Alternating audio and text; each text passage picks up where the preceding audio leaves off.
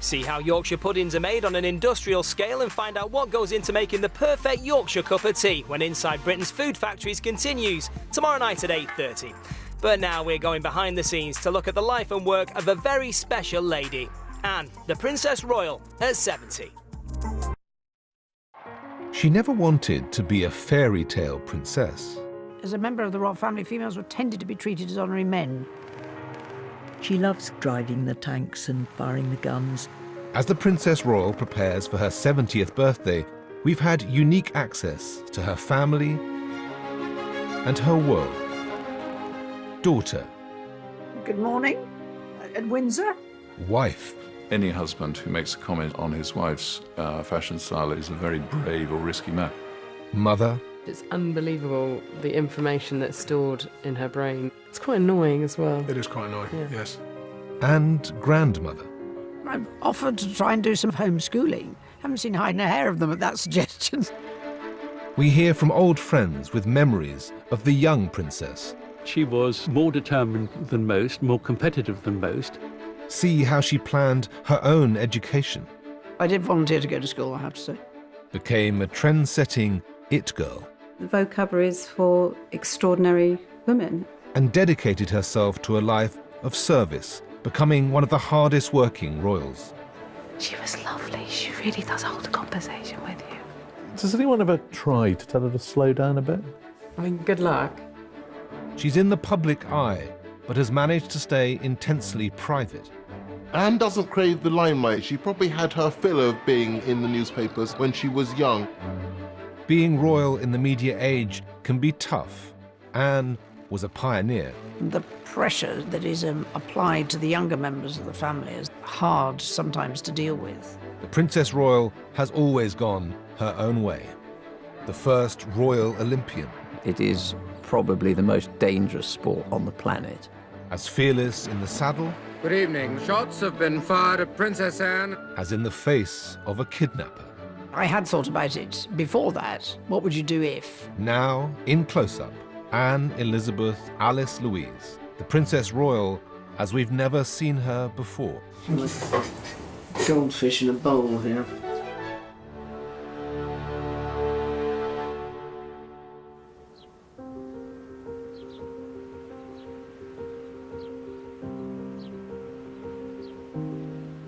Oh, there he goes. Hello, big boy. Summer 2020, and like the rest of the country, the Princess Royal is self-isolating at home. In her case, Gatcombe Park in Gloucestershire. We have cattle and sheep here, partly because environmentally you're better off if you share the feeding, actually the fertilising as well. Thank you, dear. In any other summer, Gatcombe would be hosting the Festival of British Eventing, a sport where horses and riders undergo timed trials. Princess Anne has been the royal face of the sport for 50 years. The festival's informal, a chance for the public to see her up close. The princess's children, Zara Tyndall and Peter Phillips, live locally. Their children are on hand to help out their grandmother. She loves seeing them ride, she loves having them around for Sunday lunches and taking them for walks and doing all the stuff that we used to do as kids. She now takes them to do those sorts of things. So, Yeah, we quite like leaving them on Sundays. I'll say we'll pick them up later. See you later. And they are off racing. Off they go. Round the outside, number 6. Alfie Draper is going like a storm round the outside there. He's on Darren Brown-Lilly. The festival's a family affair. But this year, COVID-19 changed that. Once it was legal for her grandchildren to approach, the princess was ready to play school, mom. They've got ponies and they come over and they can ride here. But they face the same challenges of everybody else in terms of homeschooling. And I think that is a challenge wherever you are. I've offered to try and do some outdoor learning, but so far it hasn't been taken up on. When I was small, we had to pick things and then press them and identify them. And I don't think anybody does that anymore. And I was thinking, might be a good idea if we started doing that again. Haven't seen hide nor hair of them at that suggestion. It's the longest time I've ever spent at Gatcombe in the 40-odd years we've been here. It's frustrating, I think, but look around him, it's not hard here. The idea of being stuck in a block of flats with small children and can't imagine how difficult that would be. For 5 decades, she's been used to a packed work schedule. The Princess Royal didn't expect to spend her 70th year down on the farm. Working from home has been a challenge. Husband Vice Admiral Sir Tim Lawrence has seen the frustration. Almost everything that she does in a public way involves people coming together to meet her for some reason or another. So that's been extremely difficult. The charity work is constant. It's Tom here. I'm just going to introduce Her Majesty the Queen. But country broadband isn't. These aren't your average conference calls either. Good morning. At Windsor? Good morning. I'm very glad to have been able to join you. Can you see everybody? You should have 6 people on your screen.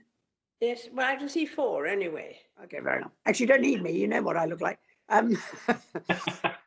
With online technology, being in touch is one thing, but it's not quite the same. The ability to meet people, that's what makes the difference.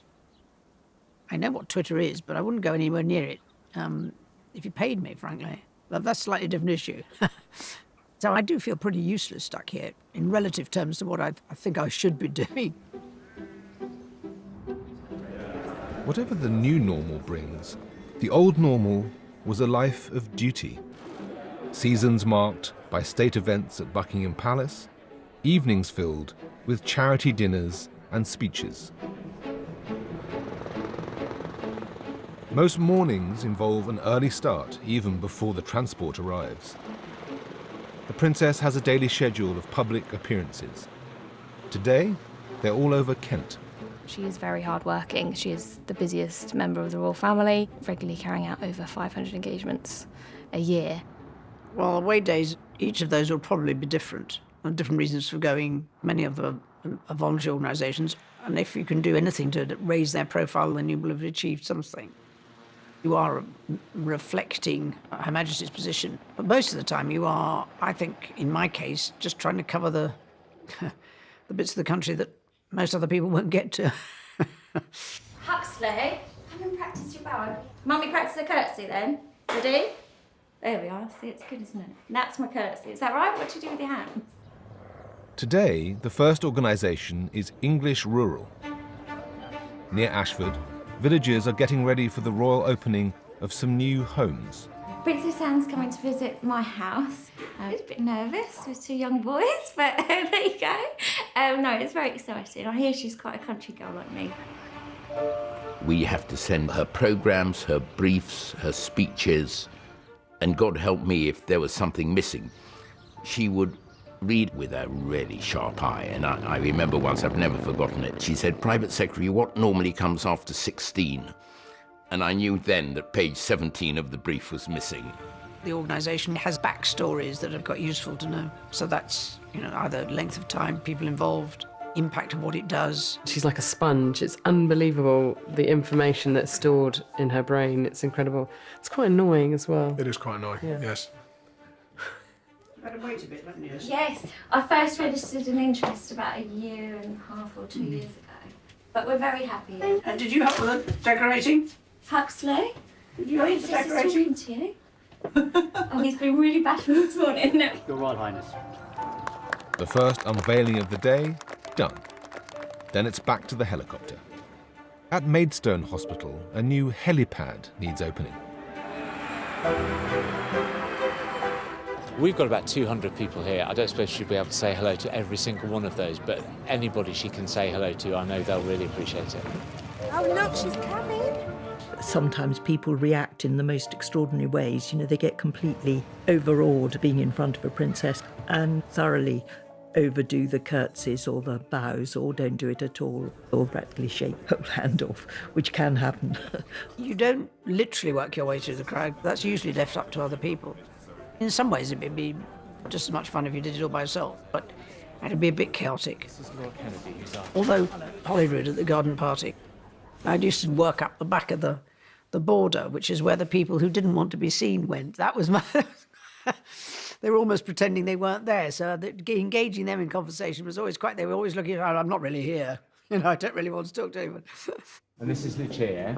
So, Nice to meet you. So Lucia Nice is to the meet you. senior employee of the whole of the NHS, 93 years old, and Lucia now looks after the junior doctors on this site. So she keeps the way they live is called a mess, but actually it's very clean. It's not a mess at all, is it? Well, it's only because of her. It's only because of Lucia. Very nice to meet you. Yeah, nice to you. The impact of a royal visit, it's very hard to quantify, but you get back into the car and you see people just beaming. It's winter, 2 hours before sundown, but the Princess Royal is only halfway through her day's engagements.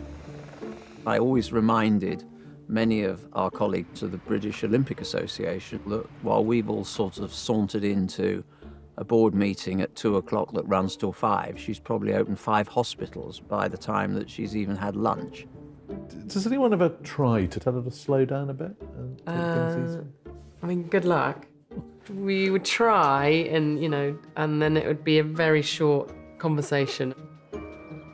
At Gillingham, there are hospital building works to inspect and staff at the Maternity Unit of the Year to congratulate.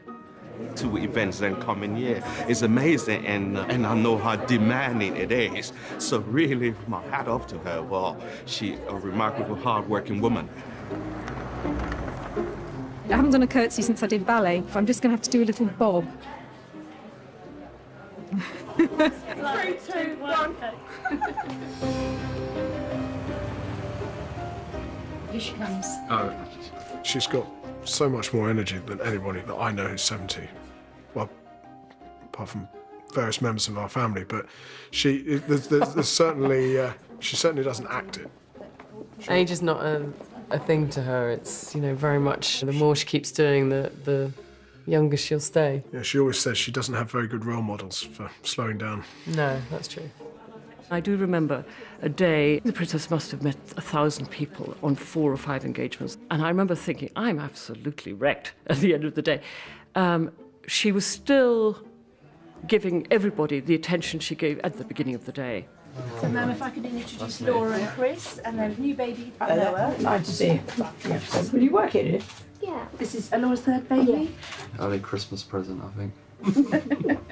Don't need to wrap it up. Okay. Have a very good Christmas. Thank you. You too.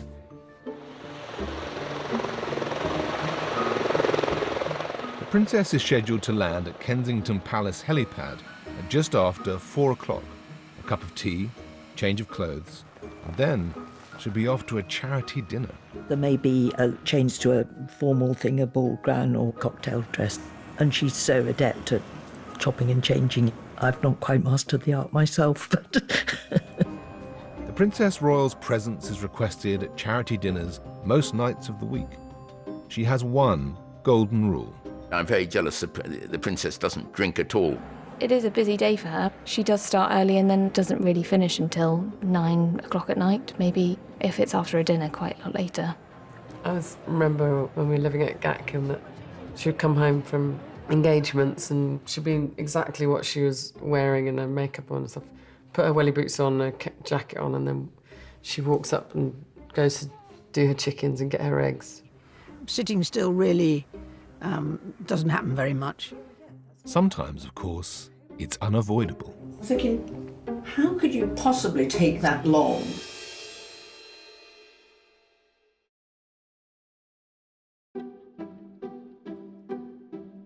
Princess Anne's got quite a lot of character in her face. Sculptor Francis Segelman-Pecci is making a bust to mark the princess's 70th birthday. She's done most of the royal family. She's coming for a second sitting. I'd love her to have a tiara. I'm going to try and persuade her today. Good morning. Lovely to meet you again. Thank you for coming. I did the sculpture of your mother in 2008. 2008? Your father in 2000. Boris. Hairdo is tricky. The princess must now be centre of attention, not something she enjoys. Caroline Nunnally is a lady-in-waiting. Her job? Anticipating the boss's needs. Right now, it's probably escape. Goldfish in a bowl here. Frances bravely tries the T word. So we were going to talk about the tiara. Go away. Yeah. I thought I'd said no. I know, but I just think it would look so fabulous if you Yeah, did. but I've only got little tiny tiaras. They're not really worth it. It would just make it so nice. You could think about it again. Yeah. If you do wear a tiara, will the back still be the same? To be honest, if I'm wearing a tiara, I might do my hair differently. It's probably a no. But there is another type of crown to discuss. I want people to like us, to feel that they know us. I know you value your privacy, but I think there's a lot about you that they would like if they got a chance. The fact that you're good value for money. Like a pair of long-lasting boots. Actually, I read an article the other day about I don't watch Netflix and The Crown, but No. the actress was talking about how long it took them to do their hair like I did. Really? And I'm thinking, how could you possibly take that long? I mean, it takes me 10 or 15 minutes. You do it yourself? That's why I do it. Do you do it yourself? Because it's so much quicker. I know. I mean, the idea that they're taking that long, don't you think I did that every day? I don't think so. Amazing. The early ones were quite interesting. When your mum was young. Making series about people who are still living is always quite a dangerous thing to do, I think. The television princess wasn't interested in celebrity, not unlike the real one. She's not a person that is constantly looking for praise. She gets on and does her work regardless because she thinks it's important. Anne doesn't crave the limelight. She probably had her fill of being in the newspapers when she was young, so there's a lot of things that she does under the radar. There were no tears when Princess Anne was first captured on film in September 1950. It's an occasion when we would all wish to share their joy and pride. Anne was a new princess for a new age, the media age. She grew up surrounded by cameras in public and at home. Both the princess's parents were keen home filmmakers. When he was 6, the Earl of Caithness was invited to Balmoral playdates with the 5-year-old princess. I was very fortunate to know Princess Anne. She was always a lot of fun. She was a very determined person. She was not going to get beaten by a situation or by somebody, and if somebody could do something, she could do it too.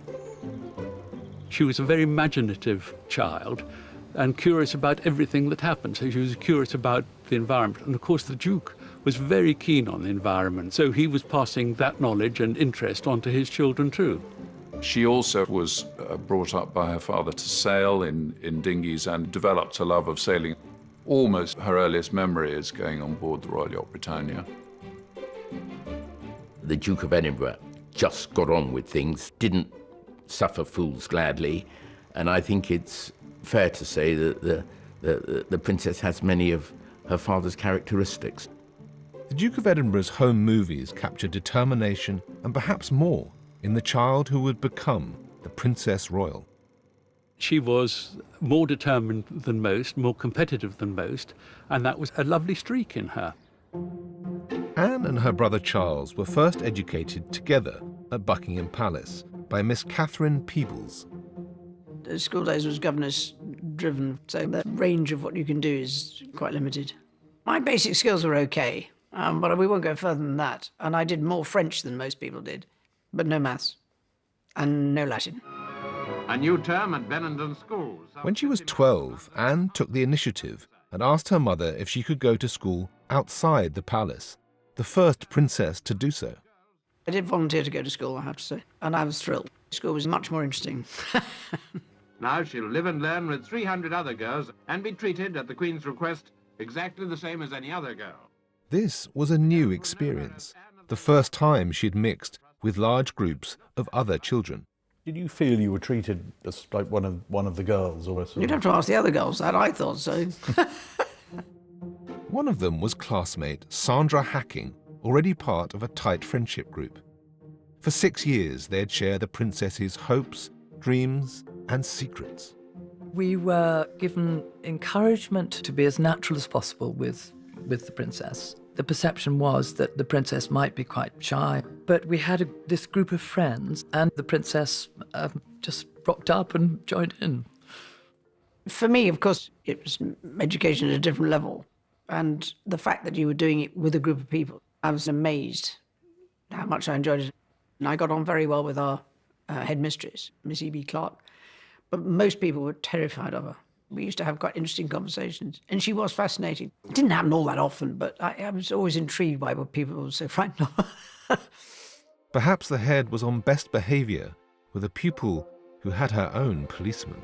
There was a really lovely security officer, and we did lead him a bit of a dance. It was rather fun to break out of school and go to the fish and chip shop and trying to escape this loyal detective who was supposed to be looking after her.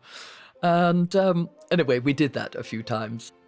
She was a very normal teenager. She was sensible and fun. Scotland Yard had help. Anne's classmates also kept an eye on her.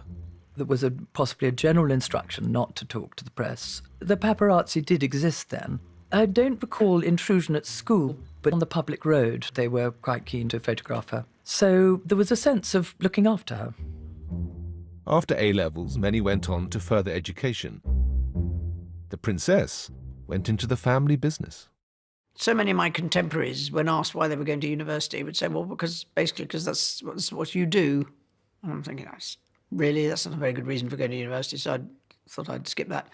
But I also thought that I might have the opportunity to travel with Her Majesty on her tours. I did geography A-level, so for me it made more sense. Shortly before her 19th birthday, the princess joined her parents on a state visit to Austria. It was the start of a lifelong career representing the country abroad. On early trips, the princess was learning the ropes. People talk about being trained to become a member of the royal family. I'm sorry to disappoint you, there is no such thing. It's just learning by experience. But it's hardly ever does anything go quite according to plan. You have to learn that. One that sticks in my mind about going up in lifts, there was the Queen and the Duke of Edinburgh and Lady-in-Waiting and me. I think we were all dressed for quite a smart do somewhere. And we went from the ground floor. We were only supposed to be going 2 stories. And it went up to about the 19th floor. And this chap got in thinking he was going for a spa treatment. He was slightly surprised. In Australia in 1970, the princess tried out a new approach to royal visits that Fleet Street dubbed the walkabout. I picked a young woman who I thought was sort of my age, and she looked at me and she said, "We've met before." And I'd never been to Australia before, I'd never done a walkabout before, and I thought, don't be ridiculous. And she said, "I was the floor maid in Malta when you came." So you learn. This is a small world. At the time Princess Anne came of age, whatever the young did was news, and whatever young royals did was big news. Today, they're celebrities, like it or not, but Anne was the pioneer. The pressure that is applied to the younger members of the family is always worse, because that's what the media is interested in, and that's, hard sometimes to deal with. But there was no social media in my day, so it probably has made it more difficult. I know there are lots of younger royals sort of who are very glamorous, but she was a very modern princess. In the relatively short time that Anne has been a grown-up, fashion-conscious young lady, she's made herself a name for her choice of hats. She was actually rather glamorous, and the long hair, and she was very much of her time. She's the first princess to wear a miniskirt. Different looks go in and out of fashion. She's not ahead of it, but she's definitely in there. And she was on the cover. For her 21st birthday, there was a landmark portrait. Well, to be on the cover of Vogue in 1971, the Vogue cover is for extraordinary women, and she was very much her own person, not her mother or her aunt. Princess Anne hit Planet Fashion for 6. Her public wardrobe was bold and blocky. She favoured bright colours and big hats. She's actually really fashionable as a young woman, and she's sort of her own person within those parameters. The princess turned her visibility to good use, backing the textile and fashion industries. Tonight, she's at London Fashion Week to present a design award. So the princess has been our president since 1985. In the 60s and 70s, she was known for her very lively interest in fashion. And the princess has an eye. I'm sure she wouldn't mind me saying this. She has her preferences on colours. We see green quite a lot, natural colours. In the 80s, she started to wear on public occasions the suit, of course, emblematic of the working woman. She also wears those suits again and again, as a normal woman would. That's made her be recently hailed as an icon of sustainability. I'm probably the very last person to make any comment about fashion. And any husband who makes a comment on his wife's fashion style is a very brave or risky man. What I would say is that she has developed a style of her own, and she sticks to it. She's not driven by others to do something that doesn't suit her. Back in the 1970s, if the world's most eligible princess was seen anywhere near a bachelor, it made for banner headlines. Captain Mark Phillips was a rising star in the equestrian world. He met his princess at an Olympic party in 1968. 3 years later, the press got their story. After weeks of rumors, speculation and denials, finally, it's official.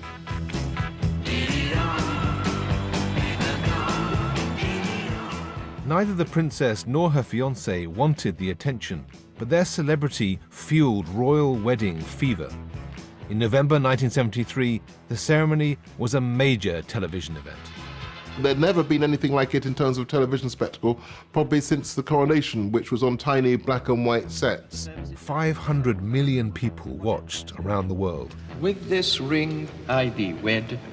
With this ring, I thee wed. The wedding made the princess and her new husband the most famous couple on earth. It also made them targets.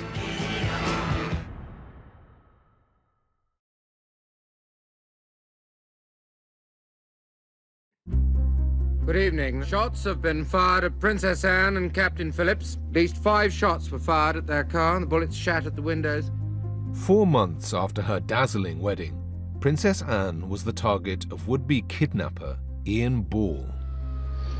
What is interesting is what you remember and how you remember it. Because although I thought I remembered everything that had happened, I would never have been able to swear that I could remember in the right order.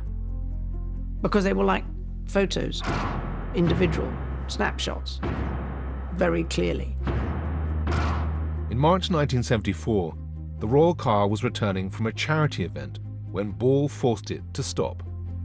The Mall is completely closed off here tonight. Now, a gunman got out and fired several shots through the windscreen. When protection officer Jim Beaton confronted him, he was shot in the shoulder. There was a couple of short cracks. I took my pistol, lifted it up and fired it in his direction, but nothing happened. And it obviously had jammed. And I managed to get into the car, and there was Ian Ball with his gun. So I just stuck up my right hand in front of it, and he fired. And it went through the window, obviously, and into my hand. The driver and Princess Anne's bodyguard were hurt. Then a policeman on pawn duty ran up. He was turned on by the gunman and shot at point-blank range. Strangely, I had thought about it before that. What would you do if? One thing about horses and sport is you have to prepare for the unexpected, and you've got to think your way through the sort of problems that are likely to occur. And I suppose that was the discipline which, to some extent, coloured my thought processes. The princess tried to talk the gunman down, insisting she would not leave the car. I remember she said to me, she said, I was so annoyed that he tore the sleeve out of my dress, she said, and it was a good new dress. Before he was overpowered, Ball shot and wounded 4 people. They were all given medals by a grateful queen. Princess Anne, because she was so cool, calm and collected, I think it kept the situation within control. 3 years later came the birth of a son, Peter, and in 1981, baby Zara.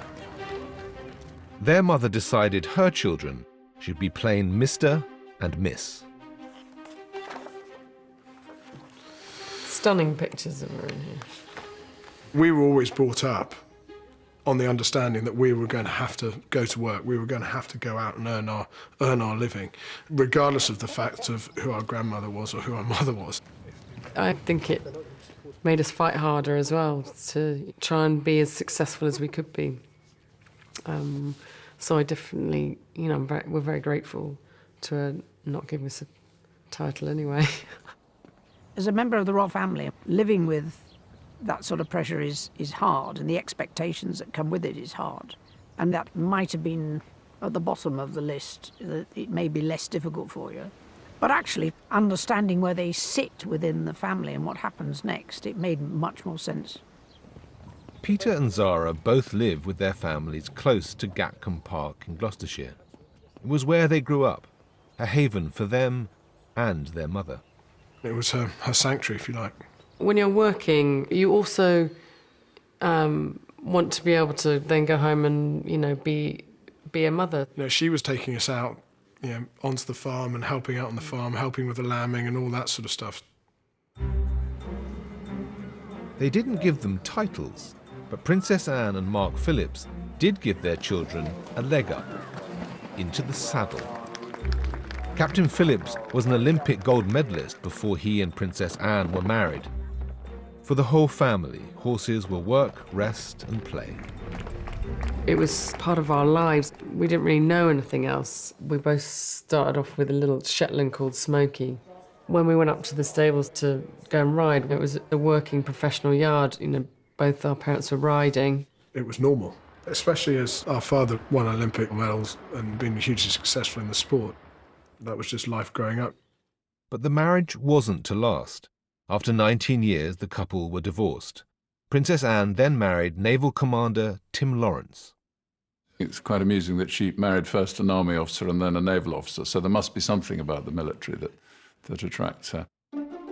They met while the up-and-coming officer was an equerry or military assistant to the Queen. After almost 30 years of marriage, the Vice Admiral and the Princess Royal make a powerful team. They both have the understanding of what being a part of the wider family means and what is required, and through the last 25 years plus that they've been together now, he's been a very strong support for her. Naturally, their interests coincide. The Trafalgar dinner's an annual naval tradition, and an enjoyable date for both of them. There's a shared love of history, duty, and much more besides. We are both map and chart people. We like to know where we are and see where we're going. For more than 3 decades, Sir Tim has been able to observe the royal family close up. Similarities with her father are much talked about. What is less spoken about is the similarities with her mother, the Queen. The common theme is humour, fun.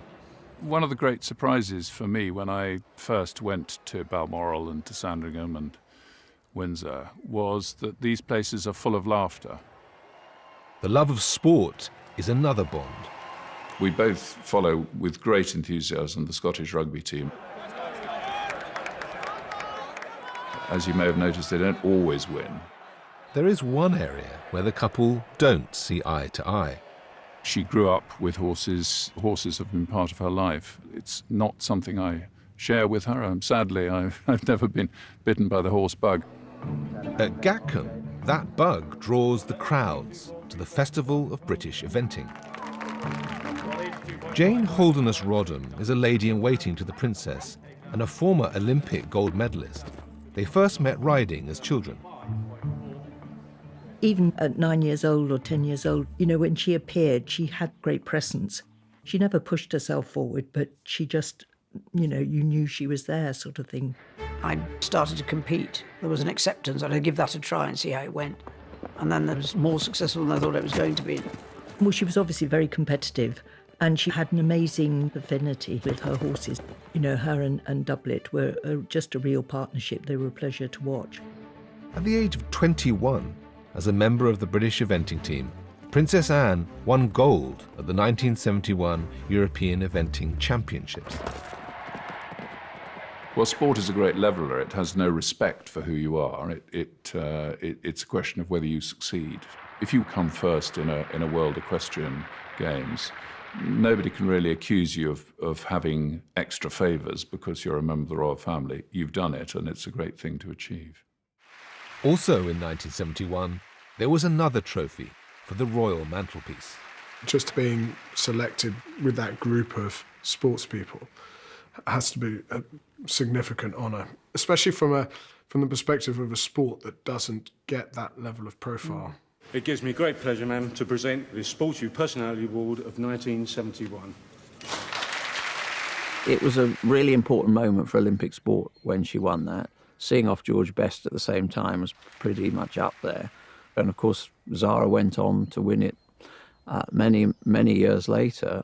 Which section of the three-day event do you enjoy best? The end. It was a slightly novel entrance for everybody. I was just amazed to be included. But the Olympics were the pinnacle of the princess's career and brought even more attention to her sport. The Queen was determined to see the tough 17-mile cross-country course that Princess Anne will find on Saturday. I wasn't at the Olympics. I couldn't go. So it was all on the television, what we saw. What I didn't know at the time was that she had this awful fall. I was going very well. And then I don't remember anything else. But she got back on and competed. She was that concussed that she couldn't remember, and still to this day, I believe, doesn't remember the rest of the course. Nothing at all, Nothing at all, no. It is probably the most dangerous sport on the planet. I've watched a lot of three-day eventing. I know the sort of the competitive granite that those men and women are made from, and she's absolutely hewn from that. Her mantra for life is very much, if you fall, get back up and try again. Get up, carry on, mind your manners. All that early exposure inspired the next generation. Zara Phillips was a gold medalist with the British eventing team and was, for 4 years, world champion. In 2012, she won silver at the London Olympics. Her mother presented the award. To be given your medal by your mother is pretty special. You can't really ever explain that feeling. She very much, knows what it takes to achieve and to win. Having the whole family come and watch was incredible as well. All the cousins were there, weren't they? It was a really special day, special family day for... it's the only competition that everyone's watched me in, but... If there's going to be one, it's going to be that one. Yeah. Was it very important that you beat your mother's record? No, but it's very important I beat my father's. It was pointed out to me a while ago that I'm the only member of my direct family not to have a gold medal, but we moved on from that. The International Olympic Committee. It was her competitors' understanding of the Olympics that made the princess a key player in the bid to bring the Games to London in 2012.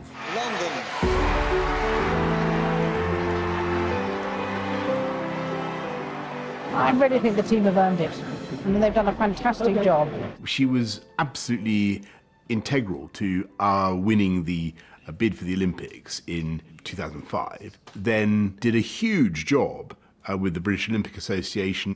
The Princess Royal was on the bid committee, and her contribution was seismic, and it was always to the point. She doesn't always suffer fools gladly. She doesn't speak for the sake of speaking. I do remember, after a rather long-winded interjection by one of the committee members, she'd actually forgotten to turn her microphone off. And she did manage to utter the immortal words, "I think this person is probably the most stupid person in world sport." And this echoed absolutely around the room. And she never flinched. It was as though it never happened, and we just moved on. But it is probably one of my favourite moments. Not flinching is a speciality, even in the heat of battle.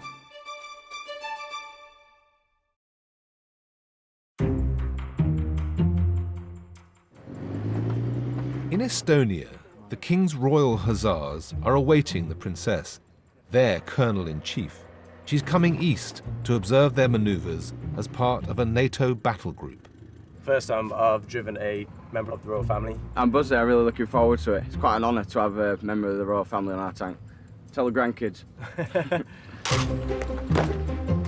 The monarchy is our guiding light, our moral compass.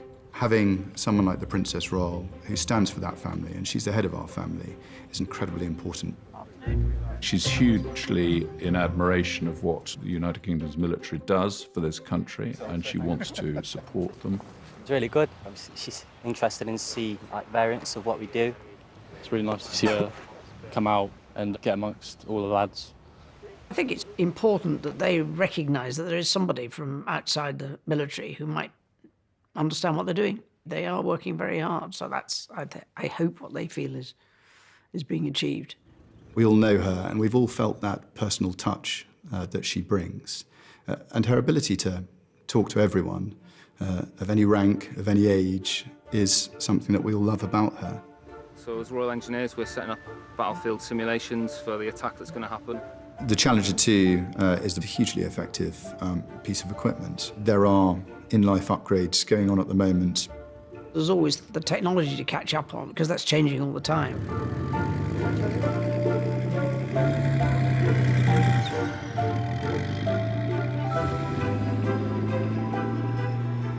It's quite a full-on environment. It's loud, it's noisy.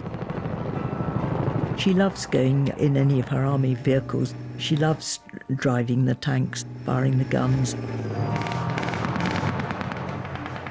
There's a huge amount going on. I was impressed by actually how much she immediately understood.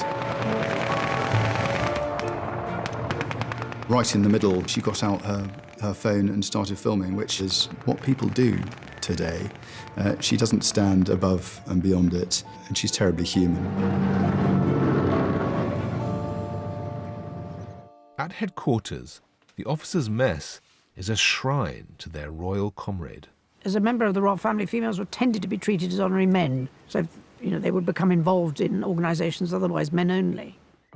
In 1969, the princess joined up.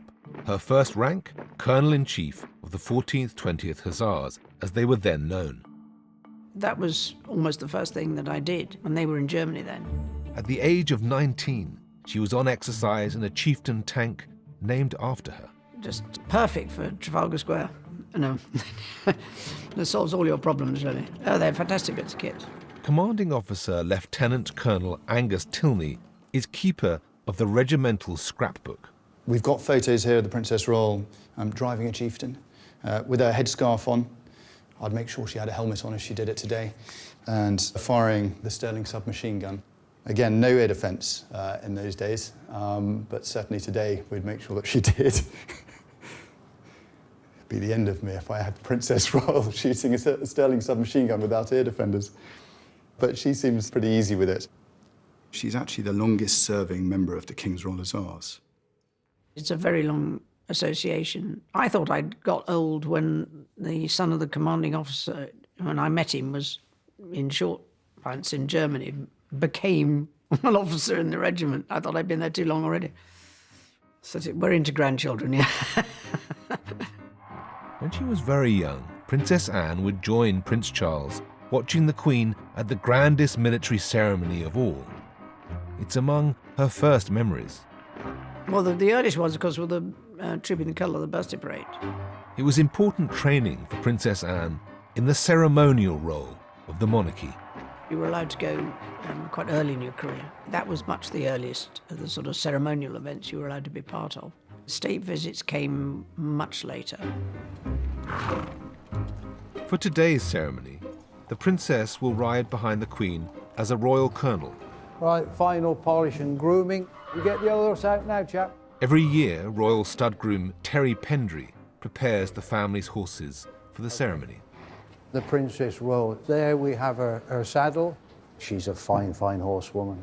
Passed on from her mother, her grandmother, all the royal children, and they learned to walk, and straight after walking, they were learned to ride. And of course, the Princess Royal just went from strength to strength to strength. I did compete against her.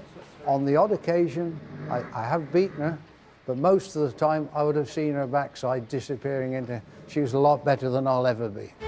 Right, saddle's on. I'm pretty certain they know they're going on parade. George behind me certainly does. Yeah, they do know, I'm certain of it. Trooping the Colour is the most astonishing mixture of pageantry, military ceremonial, horsemanship and horsewomanship, but at the heart of it is this family. And the family, of course, are on performance. Anne, of course, does very well since she probably rides more than the others. Trooping the Colour, it is absolutely crucial in terms of what they do as members of that family. For me, like, family occasions were all about hanging out with our cousins and just having as much fun as possible. You then get a clip round the ear and say, right, behave yourself. We're going out on the balcony. Don't pick your nose and don't yawn. Today, the Princess Royal increasingly helps out the Queen, and not just in military ceremonies. She also takes a key role in the most exciting civil event, the investitures. I didn't think I would ever be asked to do an investiture.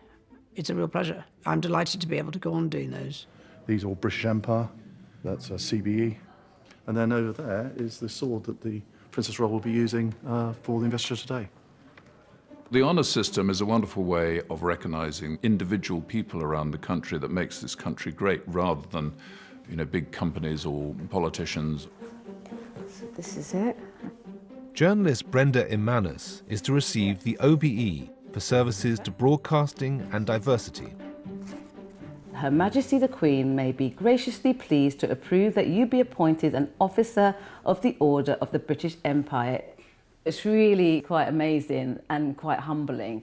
My mother was so proud. It's the first time I've seen her genuinely bursting with pride. Choosing what to wear took forever. That's the coat. But I'm not sure what the formality is, whether you keep your coat on or take your coat off when you go up to do your bit. Let's get straight up the stairs. Recipients for the staircase. Today, 65 recipients and their families have travelled to Buckingham Palace. Linda Longstaff has come from Sunderland to receive an MBE for her work as a hospital chaplain. Absolutely overwhelmed. What a day, and to be with my husband and my two girls. It's wonderful. For most people, this will be their first contact with the royal family. Brenda's mum has bought a new hat. I feel very proud this morning. Yes, I am. Because of my daughter. Coming to get this, it's quite a thing, actually. It's starting to hit me. So the Princess Royal likes to spend a chunk of time talking to each recipient. She's really good at it. So, we tailor the numbers accordingly. She does her homework with her staff on each person so that she knows their background story and will remember each one as they come up. She's exceptional at it. If you get in a position where you can see and hear what I have to say, please, then it's my job to explain how an investiture works. Turn to face the Princess Royal, neck bow, and from the ladies, and much better than I can do, it's a curtsy.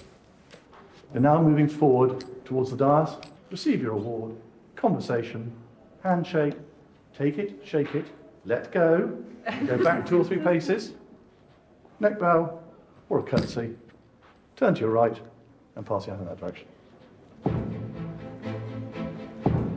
People whinge about having an awards system, but actually this one does work. And I think on the whole, the decisions made have been good. And they do reflect, I think, appropriately the important issues. The system itself gets a bit of flack because occasionally somebody controversial gets an honour, but the award of an MBE to somebody who's been beavering away for 10 or 20 years supporting some charitable cause is a massively important part of our national life, I think. This is absolutely the heart of what the monarchy does. Because the princess has been going around the country for 50 years-ish, she would give an MBE out to a health worker, and the lady would say, I remember when you opened the General Hospital in Northallerton in 1980, and then the conversation would go on from there. Talking about we've met before, that happens more in investitures than I care to think, and then often a bit of a challenge. But there you go. I mean, She was lovely. She really does hold a conversation with you, because I was really worried what to say. And she knows about you as well. She asked me if I prefer being in front of the camera or behind. She knew a lot about my artwork. Oh, it's beautiful. Listen. Some of the palace authorities thought the princess's investitures went on a bit too long, but it gave enormous joy and pride to the recipients, which at the end of the day, is what it's all about. The royal presence makes all the difference. It's the electricity the princess aims to bring to the 300 charities she represents.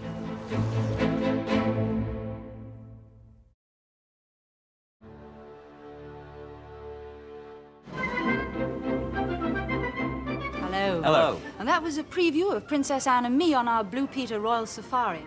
The Princess Royal has spent 50 years bringing the spotlight to the vast array of charities she represents. It all began in 1970 when she became president of Save the Children. I don't know why they asked me, because patently, as a 19-year-old who'd done very little, that was quite an interesting risk. The princess gets this wonderful new role. Royal events before that, she'd maybe been, with her mother and father, or maybe with Prince Charles. This time it was, it was her film. Do you like flying? Well, I wouldn't consider it one of my favourite forms of transport. Probably that first interview was a little bit awkward because it was the first time she was doing it. It was the first time I was doing it. Once we got into Kenya, it became much more relaxed. Oh. She's very natural. She was very easy with the children. I think she was enjoying the film, being there and being, let's face it, she was the centre of attention. But she absolutely knew all about the Save the Children Fund. And she absolutely wasn't going to make any mistakes. She'd done her homework. She was in charge of Save the Children when I was a kid, as far as I can remember. I thought, who is this person who wants to save me and all other children? At the charity's London headquarters, they're awaiting her arrival. 50 years after she joined them, Her Royal Highness is still on the headed note paper and on the board.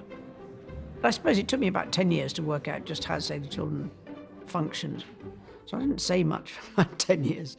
It was a good organisation to learn from, because if you've got children involved, it's about health, it's about education. It links to all sorts of other things.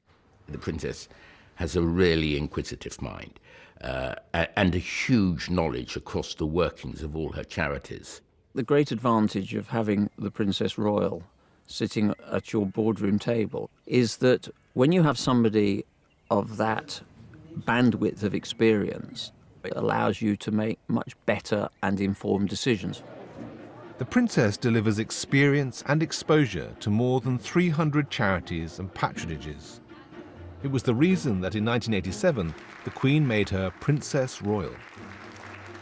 One of the things my father said was, you'll be offered a whole lot of things. And the big mistake that was made in the past was just accepting anything that anybody asked you to do. And he said, just be a bit careful and find something that either you're interested in or you think you might be able to have an impact. And for me, that was the Riding of the Disabled Association. No knowledge of disabilities, but some knowledge of ponies. In June, the charity holds a weekend of competitions and displays. It's a fixture in the Princess's diary.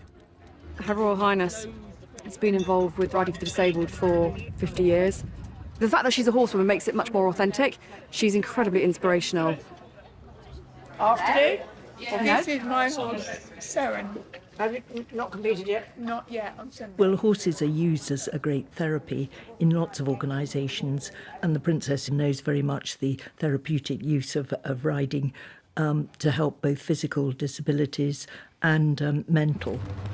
The organisation has provided support for 17-year-old show jumper Evie Toombs. She hasn't let the complications of spina bifida dent her Paralympic ambitions. It's a wonderful association and it helps in so many ways. Daisy recognises that my legs don't work very well and I'm not very strong. She knows when I'm a bit weak and she can kind of look after me that bit more. She's very special to me. Horses make the world go round, at least for everyone here. I actually had to ask my sister, what is the correct way to address the princess? Oh yeah, speaking I've of asked what that is the plenty of correct times. way? Because I was going to say Her Royal Highness the Princess Royal. Or This is Evie. Hello, nice to meet you. She rides with Lincolnshire Wolds RDA. She's an amazing show jumper. You competed this morning, didn't you? But yeah, I do a lot of riding, and I also visit primary schools to educate on hidden illnesses and kind of spread the love for riding. So when did you start riding yourself? How old were you? I was about 4 years old, so my mum rides, so I'm really lucky in that aspect, and got pushed. Even my neurosurgeon, when I had neurosurgery, said get her on a horse, so that was doctor's orders. Yeah. I expected Aurora to be a bit like up here and posh and all that, but she was nice. She's so relaxed though, it makes She's it so easy. enjoyable, Yeah. doesn't it? Because she's so relaxed, she's not bothered. And she laughs. Exactly. Which is really important. She invests a huge amount of time in all sorts of charities around this country and sticks up for the smallest and most obscure charities you could imagine. The small organisations who find it more difficult. I think raising their profile is no bad thing. Hearing Dogs for Deaf People is a small charity with a big profile, partly thanks to the princess's patronage. Hearing Dogs came through a chap I met years ago who blinded in the war, was very much part of my father's life. He was one of those people who said, no, he said, I'd rather be blind because if I couldn't hear, I couldn't be part of this conversation. And suddenly you become aware of the fact that this is an isolation by being deaf. And the dogs helped people get over that. The charity trains the puppies and the deaf people they'll live with. The princess has been patron since 1992. Hello, darlings. Hello. Michelle Jennings is the organisation's new chief executive. She's still getting used to the hands-on royal. She does far more than I ever expected a royal patron to do. The temperament is crucially important. So we breed about 75% of our own dogs. She's incredibly engaged in how we're bringing up these animals, how we're training them. It's very complex what we do. The whole working life of the dog is around £45,000. It's a very, very costly endeavour, but it changes lives. People you go and visit and see, they're the ones that are doing the research, the development, and the work on the ground, and being the volunteers who make the difference.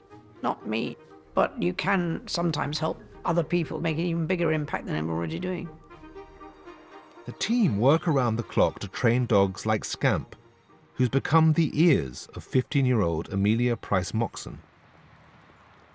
May I introduce Amelia? Hello. With her Nice to hearing meet you. dog, Scamp.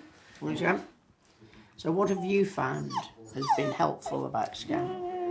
He made me feel more confident. Do you go out more? Yeah, with him. On buses and trains Yeah. and things like that, and he's good at that? Yeah. Very good. That's crucial. Yes, I think. because Amelia can't really hear behind her, or so safety No. aspect. Scamp's been a lifesaver for you, hasn't he? Yeah. Very good. And he does school assemblies as well. Oh, really? Yes. Yeah. Likes doing those, does he? What about in the house?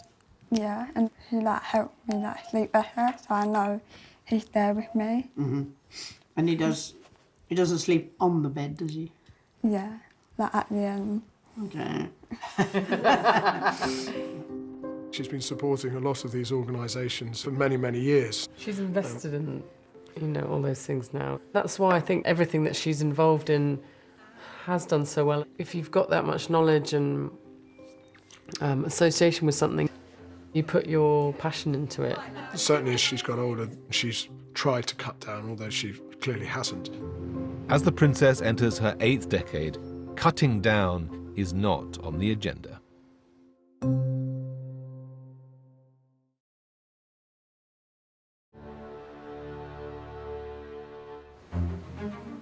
When trooping the colours over for another year, the household cavalry head for the beach. It's time for the horses' summer holiday. We come out here to get the horses away from London. We're really lucky to be able to take them for a couple of beach rides, go for a canter/gallop, and we take the horses swimming. Some of them love it, some of them are a bit reluctant to get in the water. Their colonel also enjoys the seaside.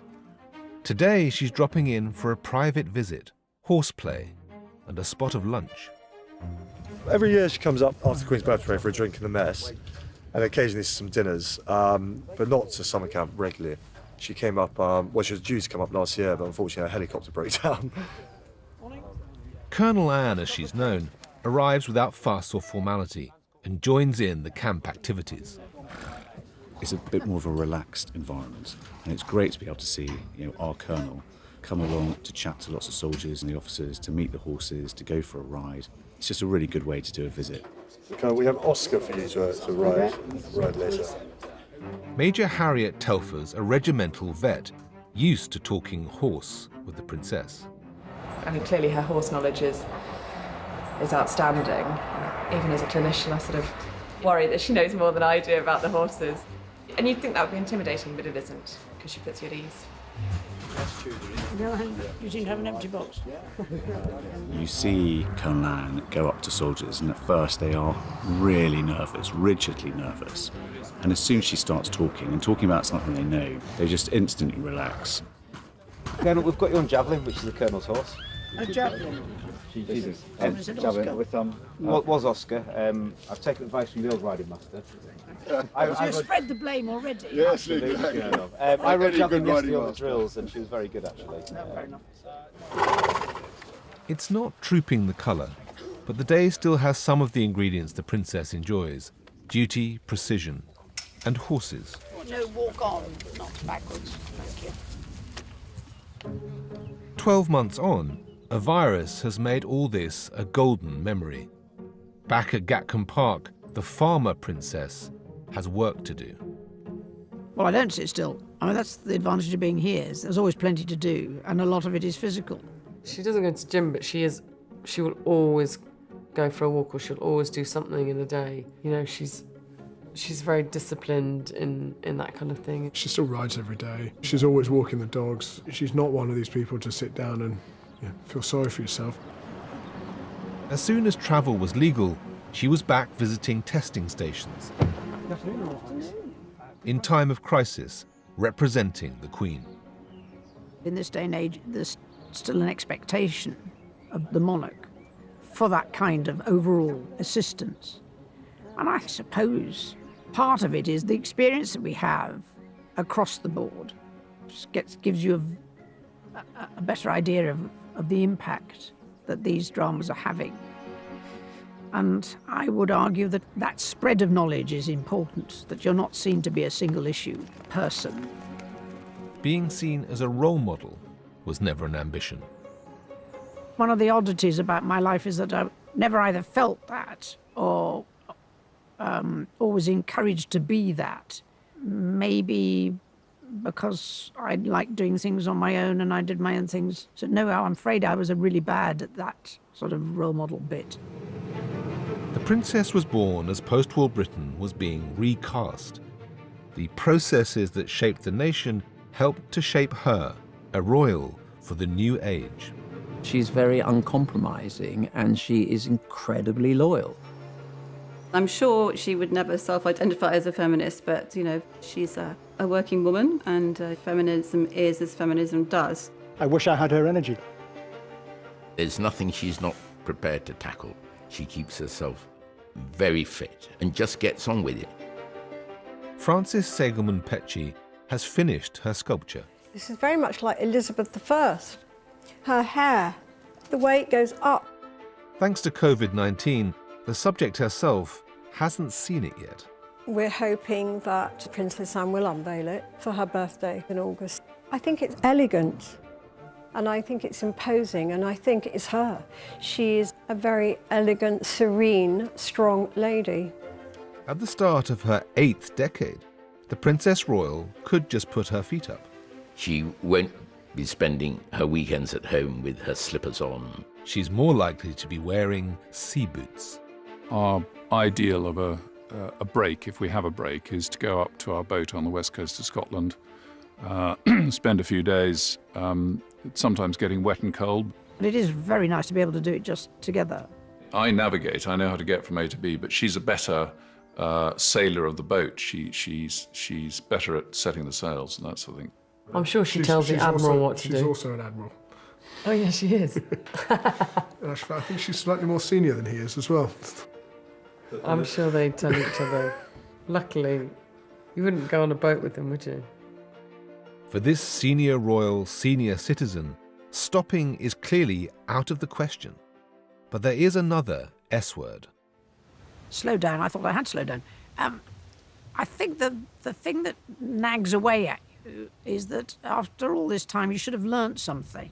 And there is an element of responsibility to make sure that you kind of knit that knowledge together and pass that on. And you can watch more ITV Royal documentaries with our Queen at War, streaming now on BritBox. Take a peek behind the scenes of one of the world's most famous luxury hotels tomorrow night here on ITV when we go inside the Ritz Hotel at 9 o'clock. But stay there for the news at 10. On the way next.